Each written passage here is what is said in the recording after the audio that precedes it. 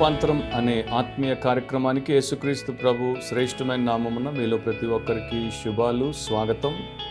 అపోస్తలులైన పేతురు రాసిన మొదటి పత్రిక 1వ అధ్యాయము 4వ వచనం. 1 పీటర్ చాప్టర్ 1 వర్స్ 4. తెలుగు బైబిల్లో 3-4 కలిసి ఉంటాయి. ఆ భాగాన్ని నేను చదువుతున్నాను, మీరు మీ బైబిల్లో గమనించండి.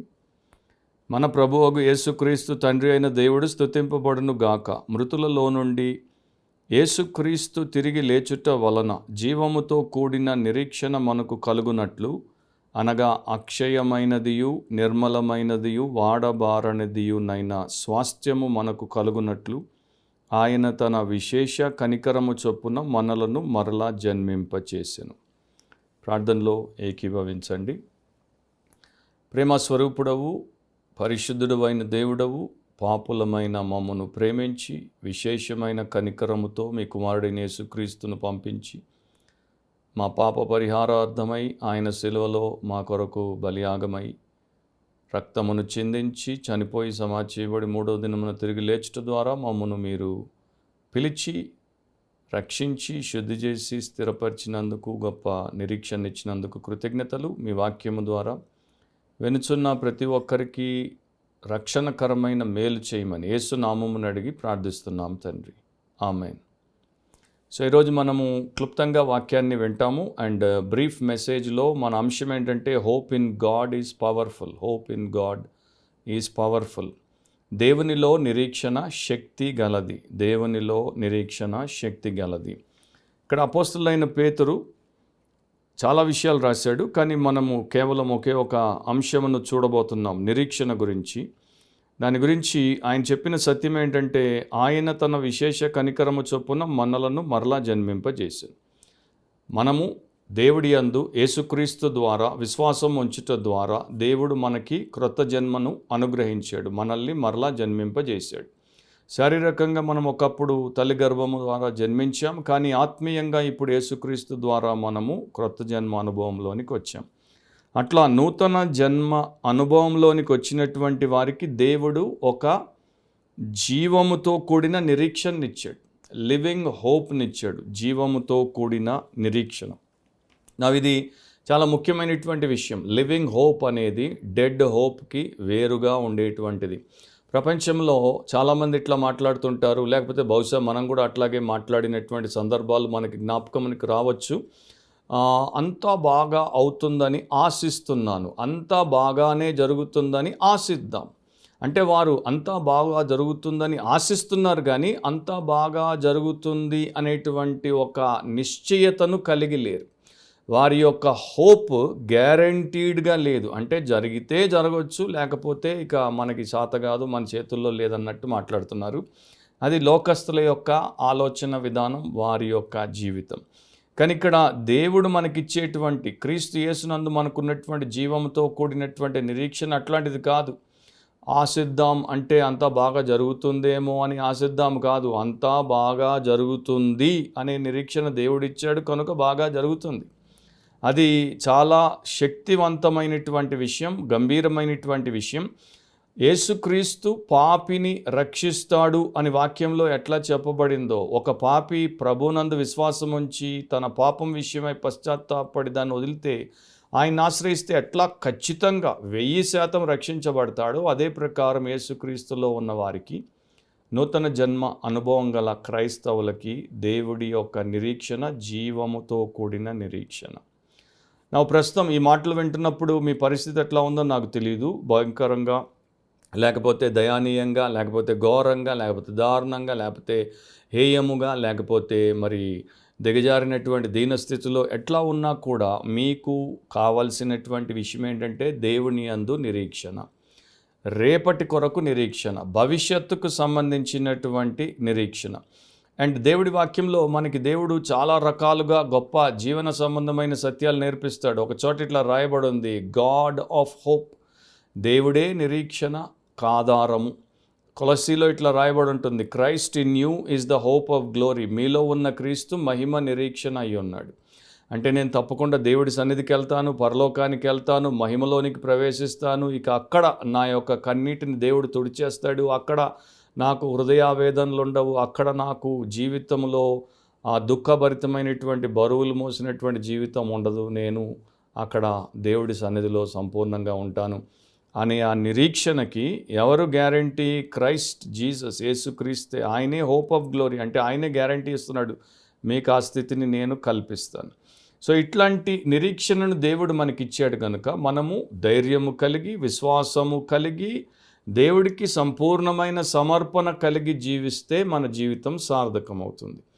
వర్షమే పడినటువంటి సమయంలో, భూమి మీద వరదే రానటువంటి దినాల్లో నోవహుతో దేవుడు చెప్పాడు, జలప్రళయంతో అందరినీ చంపేస్తాను, తుడిపేస్తానని. అది అతనికి ఒక నిరీక్షణ. నీవు నీ ఇంటివారు ఓడను కట్టండి, ఓడలోనికి రండి అంటే ఆ నిరీక్షణతో దాదాపు 100 ఏళ్ల కన్నా ఎక్కువ నోవహు ప్రపంచానికి వేరుగా ప్రభువుకి సమర్పించబడిన వ్యక్తిగా బ్రతికాడు. అది హోప్ అన్నమాట. That is the power of hope. నిరీక్షణలో ఉన్నటువంటి శక్తి అది. మరి ఈ రోజున మామూలుగా మనము భూమి మీద బ్రతుకుతున్నాము, భౌతికపరమైనటువంటి జీవితంలో మనం ఉన్నాం కనుక చాలామంది దేని కొరకు నిరీక్షిస్తారు? నా దగ్గరికి ప్రేయర్ కోసం వచ్చినప్పుడు అడుగుతాను, దేనికోసం ప్రార్థన చేయాలి? సో వారి ప్రేయర్ రిక్వెస్ట్లు చెప్తారు. ఇప్పుడు ఎగ్జామ్స్ కదా, చాలామంది ప్రేయర్ రిక్వెస్ట్లు చెప్తున్నారు, ఫలానా ఫలానా ఫలానా. సో ఒకరు ఉద్యోగము కొరకు నిరీక్షిస్తున్నామంటారు, ఒకరు వివాహము కొరకు అంటారు, ఒకరు బిడ్డ ఇంకా 5 ఏళ్ళైనా కలగలేదు కనుక బిడ్డ కావాలి, ఒకరు ఇల్లు కట్టుకుంటున్నాం అంటారు, ఒకరు నేను చర్చికి పునాదులేసి పిల్లర్ల దాకా వచ్చాను, ఇక రూఫ్ పడేటట్టు నిరీక్షిస్తున్నాను, ప్రార్థన చేయండి. ఒకరు నాకు అప్పు తీరాలని నిరీక్షిస్తున్నాను, ప్రార్థన చేయండి. ఒకరు వీసా రావాలని, ఒకరు బరువు తగ్గాలని, ఒకరు కుటుంబ సమస్యలు తొలగిపోవాలని, ఒకరు పాపం అనే వ్యసనం నుండి విడుదల పొందాలని, ఒకరు ఆత్మీయంగా ఎదగాలని, ఒకరు దేవుడి యొక్క పిలుపు పొంది సేవకి వెళ్ళాలని. ఈ ప్రకారం రకరకాలుగా మనుషులు నిరీక్షిస్తారు. అయితే ఈ దైవ సంబంధమైనటువంటి నిరీక్షణ, లివింగ్ హోప్, ఇది జీవంతో కూడిన నిరీక్షణ కనుక మనకి నిరంతరము బలాన్ని, ఉత్తేజాన్ని ఇస్తూనే ఉంటుంది, విశ్వాసాన్ని ఇస్తూనే ఉంటుంది. సబ్మరైన్స్లో ప్రయాణం చేసేటువంటి సెయిలర్స్ సముద్ర గర్భంలో ఉన్నప్పుడు ఎప్పుడైనా వారు అక్కడ ఇరుకునబడి ఉంటే, ఆటంకపరచబడితే ఏం చేయాలి అనేది ఒకప్పుడు ఒక సంఘటనలో కొందరు చేయటం ద్వారా వీరికి కూడా సహాయము కలిగింది.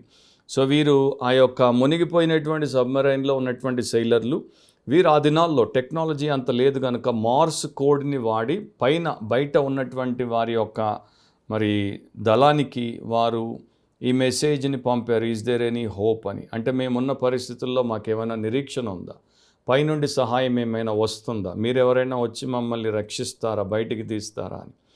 సో ఆ ప్రకారమే మనలో చాలామంది మనం ఉన్నటువంటి పరిస్థితుల్ని బట్టి పైనుండి, బయట నుండి, ఇతరుల నుండి మనకు సహాయం వస్తుందేమో అనేటువంటి నిరీక్షణ కలిగి ఉంటాం. మన కుటుంబీకుల నుండి, మన బంధువర్గం నుండి, మన స్నేహితుల నుండి, మన అధికారుల నుండి, మన ప్రభుత్వం నుండి, మన సంఘం నుండి రావచ్చు, రాకపోవచ్చు. కానీ ప్రతిసారి దేవుని నుండి, పైనుండి, పరలోకం నుండి, మన విమోచకుడైనటువంటి యేసుక్రీస్తు నుండి మనకు సహాయం వస్తుంది.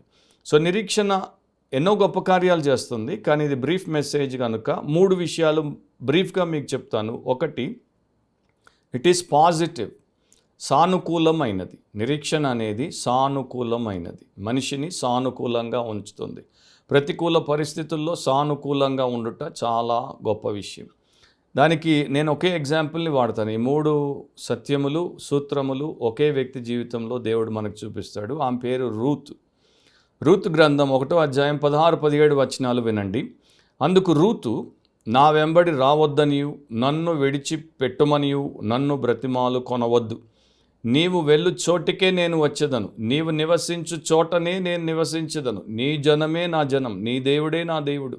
నీవు మృతి పొందు చోటను నేను మృతి పొందేదను, అక్కడనే పాతి పెట్టబడదను. మరణము తప్ప మరి ఏదైనాను నిన్ను నన్ను ప్రత్యేకించిన ఎడల యెహోవా నాకు ఎంత కీడైనా చెయ్యునుగాక అనెను.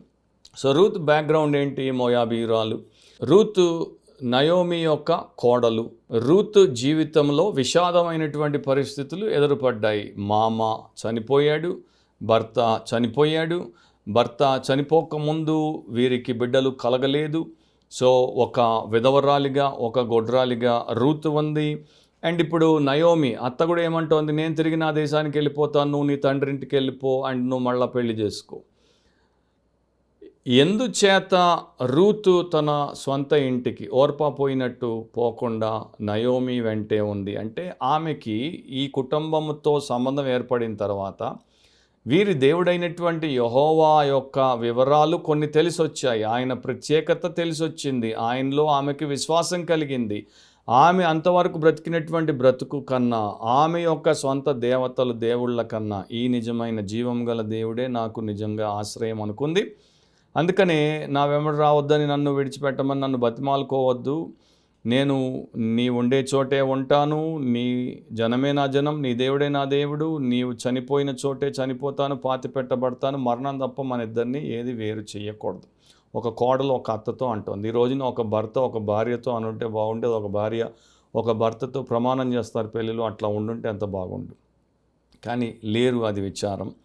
సో ఈమె యొక్క పాజిటివ్ హోప్ ఎట్లా ఉందో చూడండి. ఈమెలో సానుకూలమైనటువంటి నిరీక్షణ. అంటే అక్కడ నాకు భవిష్యత్తు ఉంది, నా దేశంలో భవిష్యత్తు లేదు. ఆ దేశంలో ఆ దేవుడితో భవిష్యత్తు ఉంది, నా దేశంలో నా తండ్రి ఇంట్లో నాకు భవిష్యత్తు లేదు. సో ఈ నిరీక్షణ అనేది ఏం చేస్తుందంటే మనకు ఆశను కలిగిస్తుంది. మన భవిష్యత్తు ఆశాజనకంగా ఉంటుంది, మనకు క్షేమం కలుగుతుంది, మన యొక్క జీవితము ఇంకా మెరుగుపరచబడుతుంది. ఆ దినము కొరకు మనము కనిపెట్టాలి అనేటువంటి ఆ బలాన్ని ఆ వ్యక్తిలో నింపేస్తుంది. సో రూత్ అట్లా ఉంది. కీర్తన 35వ వచనంలో ఇట్లా ఉంది, ఆయన కోపం నిమిషమాత్రం ఉండును, ఆయన దయ ఆయుష్కాలమంతయు నిలుచును. సాయంకాలమున ఏడుపు వచ్చి రాత్రి ఉండినను ఉదయమున సంతోషము కలుగును.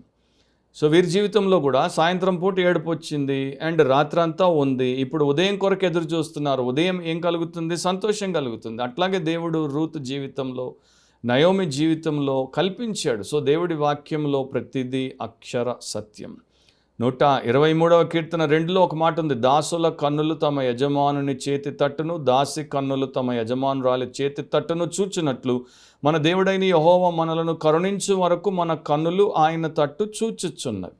సో దేవుడు నీ జీవితంలో కనికరము చూపునంత వరకు, కార్యము చేయునంత వరకు, కట్లను తెంచునంత వరకు నీ కన్నులు ఆయన వైపే చూడాలి. అట్లా చూసినప్పుడు నిరీక్షణతో చూడాలి, విశ్వాసముతో చూడాలి, ధైర్యంతో చూడాలి. అప్పుడు ఆయన కార్యం చేస్తాడు. ఒకసారి కొంతమంది రీసెర్చర్స్ కొన్ని ఏళ్ల క్రితం ఒక పరిశోధన చేశారు.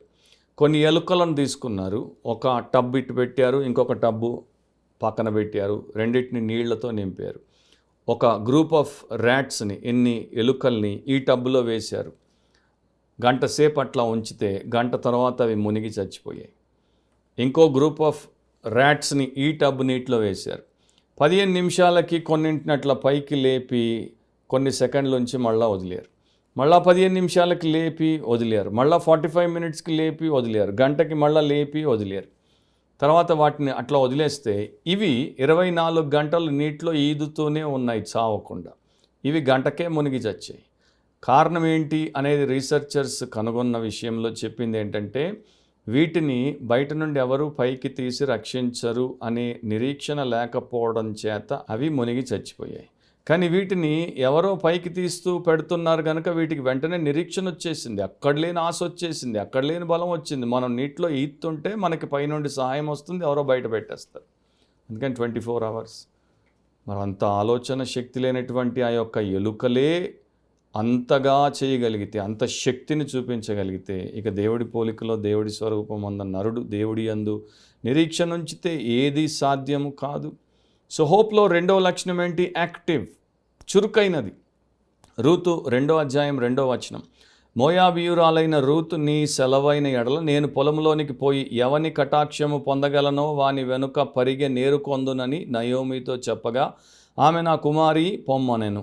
సో వీరు దేశానికి వచ్చేసారు, అత్తాకోడళ్ళు వచ్చేసారు, వారి ఇంట్లో ఉన్నారు. కానీ వారికి భోజనం కావాలి, వారికి పోషణ కావాలి, వారికి దినాలు గడవాలి, వారి యొక్క అవసరాలు తీరాలి, అంటే పని చేయాలి. అత్తగారి మరి పరిస్థితి ఎట్లా ఉందో మనకు తెలియదు. కానీ రూత్ కోడలు ఖాళీగా కూర్చోలేదు. ఏం చెప్తోంది? ఆమెలో దేవుడి పట్ల గొప్ప నిరీక్షణ ఉంది కనుక చురుకైనటువంటి వ్యక్తిగా అండ్ తన యొక్క లక్ష్య సాధన కొరకు పనిచేసేటువంటి వ్యక్తిగా, శ్రమ అంటే భయపడినటువంటి వ్యక్తిగా, తాను అనుకున్నది సాధించుటకు, ముఖ్యంగా తన యొక్క ఇంటికి ఏ కొరత లేకుండా, అత్తకి ఏమీ తక్కువ కాకుండా చూడడానికి నడుం బిగించింది. అండ్ అత్తని పర్మిషన్ అడిగింది. అండ్ ఆ రోజుల్లో ఎందుకంటే అట్లా కల్చర్ అట్లా ఉండేది కనుక అత్తని పర్మిషన్ అడిగింది. ఇప్పుడు కోడళ్ళని అత్తలు పర్మిషన్ అడగాలి, అది వేరే విషయం. అందరి అత్తలు అందరి కోడళ్ళు అట్లా కాదనుకోండి. సో అట్లా ఉందన్నమాట. సో రూత్ పోయింది, పని మొదలుపెట్టింది.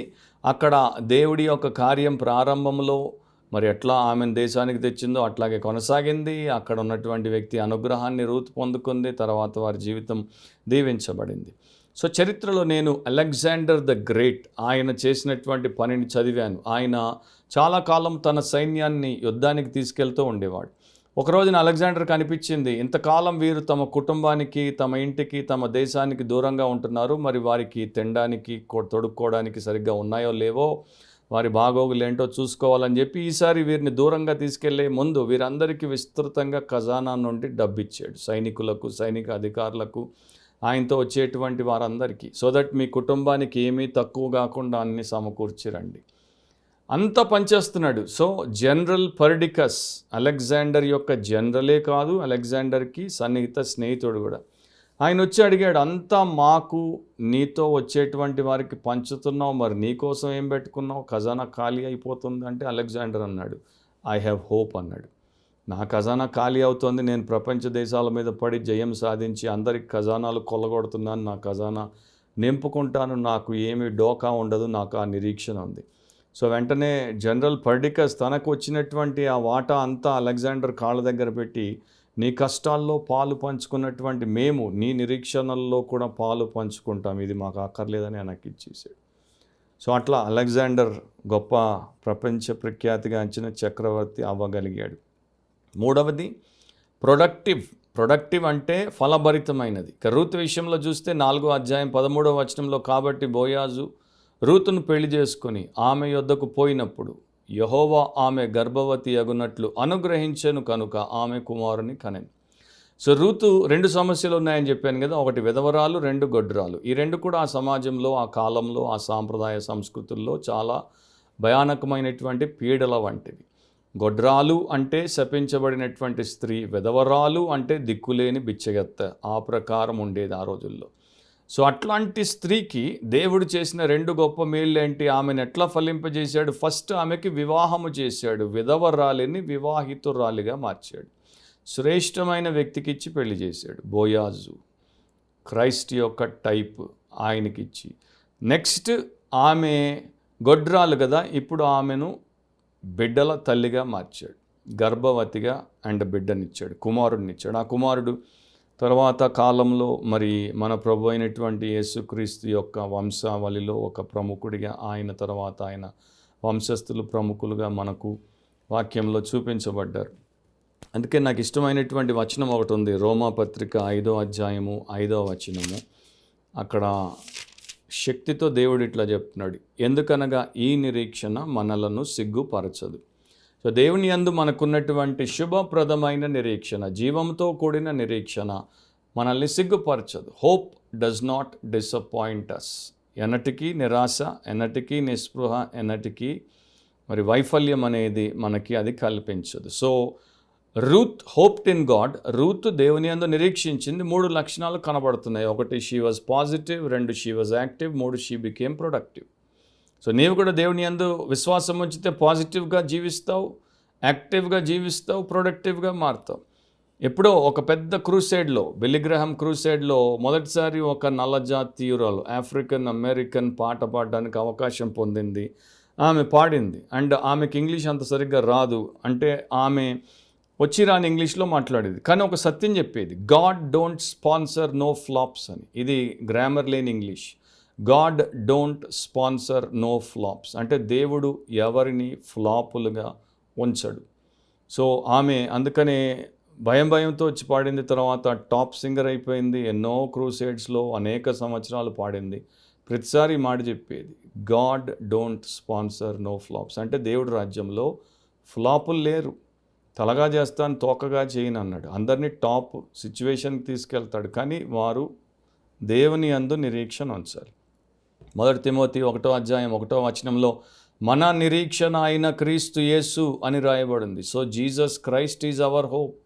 ఆయన ఒక వ్యక్తి, నిరీక్షణ ఒక వ్యక్తి, వస్తువు కాదు, విషయం కాదు, మరోటి కాదు.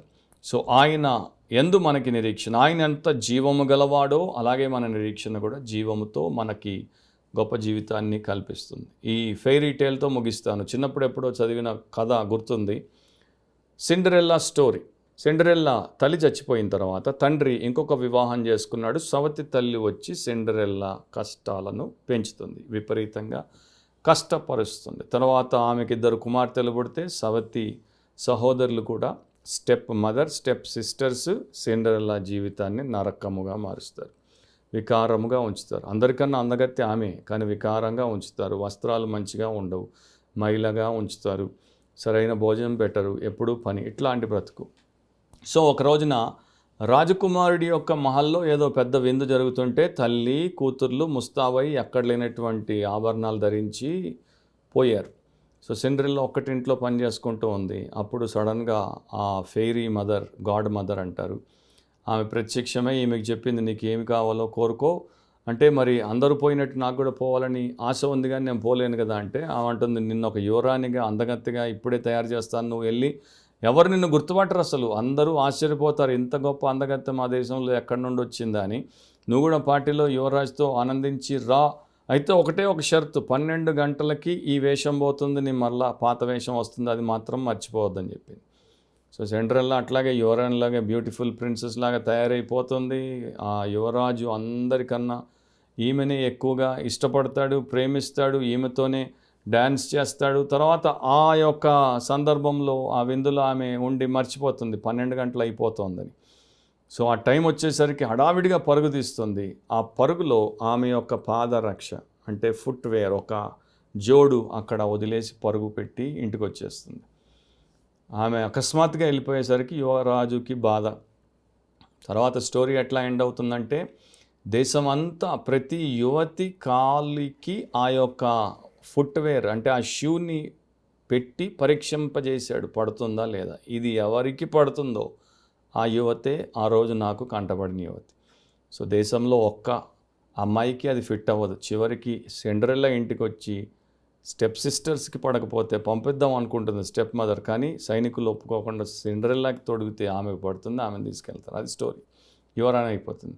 కానీ సిండ్రెల్లా వెనక్కి వచ్చినప్పుడు, అదంతా జరగకముందు వెనక్కి వచ్చినప్పుడు ఎట్లా రాస్తారంటే story, she came back into the same situation but with a song in her heart. అదే పాత రోత పరిస్థితికి వచ్చింది, కానీ హృదయంలో ఒక ఆనంద గీతంతో వచ్చింది, ఎందుకంటే యువరాజును కలిసింది. మనం కూడా యేసుక్రీస్తు అనేటువంటి రాజును కలిసాం, పరలోక రాజ్యానికి అధిపతిని కలిసాం. మనం అదే జీవన సంబంధమైనటువంటి పరిస్థితుల్లోకి వెళ్ళినప్పుడు ఇప్పుడు మనము దుఃఖభరితులముగా, నిరాశతో, వైరాగ్యముతో మనము వెళ్ళాల్సిన అవసరం లేదు. యేసును కలిసాం, యేసు మనకున్నాడు, ఆయన మనల్ని దీంట్లో నుండి త్వరలో బయటికి తీస్తాడు, లేక విమోచిస్తాడు. మనతో ఆయనతో మనం ఉంటాం నిత్యము అనే ఆ నిరీక్షణ మనల్ని మన పరిస్థితుల్లో సంతోషంగా ఉంచుతుంది. అందుకని అంటాను, hope in God is powerful. దేవుని యందు నిరీక్షణ, దేవునిలో నిరీక్షణ శక్తి గలది. అట్లాంటి నిరీక్షణ దేవుడు మీకు అనుగ్రహించునుగాక. మీరు ప్రభువైన యేసుక్రీస్తునందు విశ్వాసం ఉంచి పాపక్షమాపణ పొంది రక్షించబడి ఆయన రక్తంలో కడుగబడి శుద్ధి చేయబడితే ఆయన ఆత్మతో నింపబడతారు, ముద్రింపబడతారు. ఆ నిరీక్షణ మీ నిరీక్షణగా ఉంటుంది, జీవప్రదమైన నిరీక్షణ. ప్రార్థనలో ఏకీభవించండి. ప్రేమగల మా తండ్రి, మీరు మా కొరకు చేసినటువంటి గొప్ప కార్యమును బట్టి, ఇచ్చినటువంటి మేలును బట్టి కృతజ్ఞతలు. మాకు యేసుక్రీస్తును నిరీక్షణగా ఇచ్చారు, మాకు జీవప్రదమైన నిరీక్షణను, శుభప్రదమైన నిరీక్షణను ఇచ్చారు. మీరు మమ్మను ఎంతగానో బలపరిచారు. దాన్ని బట్టి మా ప్రియులందరూ కూడా వాక్య సత్యము చేత వారు విమోచించబడి, వాక్య సత్యము చేత వారు గొప్ప జీవితాలు జీవించటకు కార్యము చేయమని, మీరు వారిలో వారి ద్వారా మహిమ పొందమని, ఏ ఒక్కరు నశించక అందరూ రక్షించబడినట్లు కృప చూపించమని యేసు ప్రభు శక్తిగల నామమున ప్రార్థిస్తున్నాం తండ్రి. ఆమేన్. ప్రభు అయిన యేసుక్రీస్తు యొక్క కృప, తండ్రి అయిన దేవుని ప్రేమ, పరిశుద్ధాత్మ అన్యోన్య నిత్య సహవాసం విని వాక్యానికి విధేయత చూపు ప్రతి ఒక్కరికి ఇప్పుడు ఎల్లప్పుడూ సదాకాలం కలుగునుగాక. ఆమేన్.